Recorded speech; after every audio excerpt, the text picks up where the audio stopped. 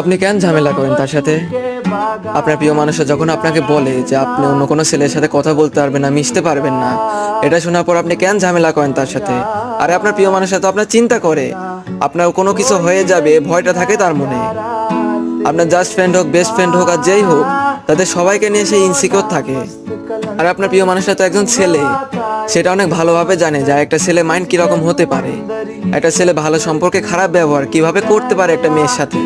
আপনি যখন রাস্তায় বোরকা বাঁধে বের হবেন, অন্যান্য ছেলেরা আপনাকে দেখে কি বলবে, এটা সে অনেক ভালোভাবে জানে। আর এই সব কিছু চিন্তা করে সে আপনাকে মানা করে, নিষেধ করে। তাহলে কেন ঝামেলা করেন আপনি? আর আপনার প্রিয় মানুষটা থেকে তারা তো আপনার কাছে বেশি আপন হতে পারে না, তাই না? আপনি কি ভাবেন সে আপনাকে কোনো স্পেস দেয় না? আরে সে আপনার চিন্তা করে, একটু বোঝার চেষ্টা করুন।